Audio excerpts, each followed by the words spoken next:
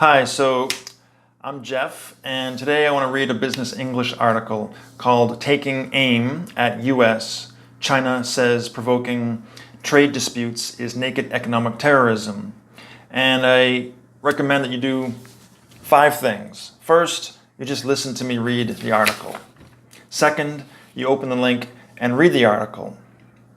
Third, you listen to me read the article again, and while doing so, read the article yourself silently. Fourth, you read the article yourself out loud. And finally, fifth, you listen again and try to read the article with me. And the idea is you'll work on your reading, you'll work on your listening, you'll work on your speaking and your pronunciation. Okay, so here's the article. Taking aim at U.S., China says provoking trade disputes is naked economic terrorism. May 30th, 2019. Ben Blanchard. Beijing, Reuters. Provoking trade disputes is naked economic terrorism, a senior Chinese diplomat said on Thursday, ramping up the rhetoric against the United States amid a bitter trade war that is showing no signs of ending soon. And the caption under the picture says, a worker cycles past containers outside a logistics center near Tianjin port in northern China. Trade tensions between Washington and Beijing escalated sharply earlier this month after the Trump administration accused China of having reneged on its previous promises to make structural changes to its economic practices. Washington later slapped additional tariffs of up to 25% on $200 billion of Chinese goods, prompting Beijing to retaliate.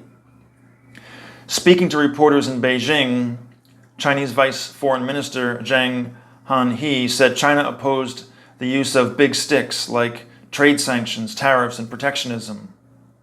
We oppose a trade war, but are not afraid of a trade war.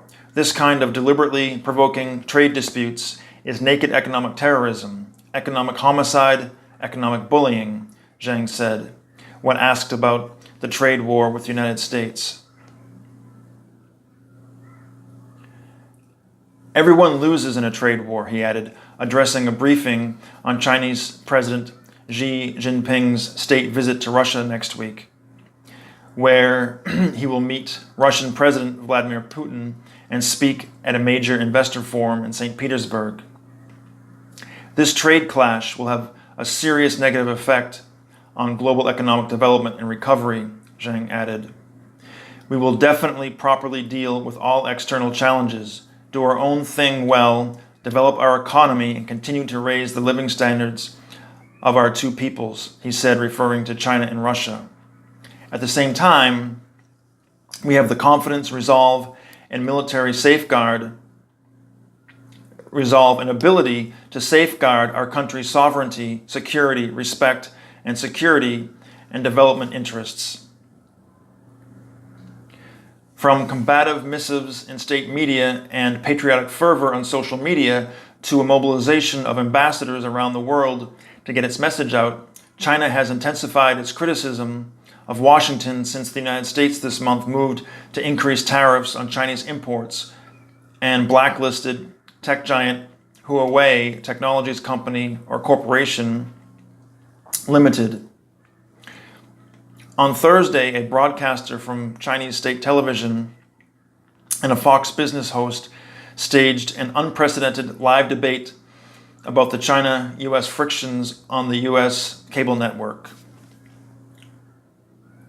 Over the past 2 weeks, China has hinted that it may use its dominant position as an exporter of rare earths to the United States as leverage in the trade war.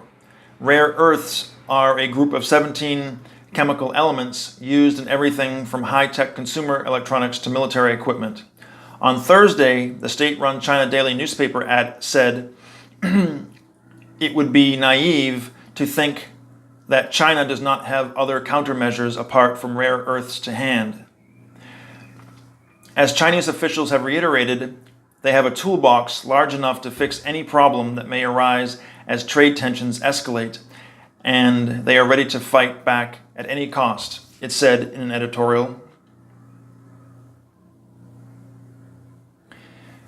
China has consistently rebuffed U.S. complaints about lack of access to its economy for foreign companies, forced technology transfers, and intellectual property protection, and repeatedly promised further economic reforms.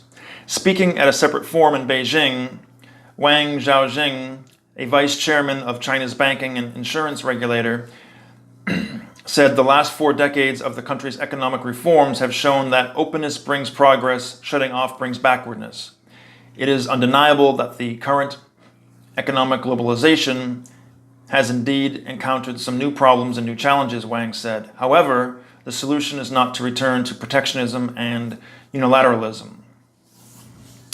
Thank you. Have a good day.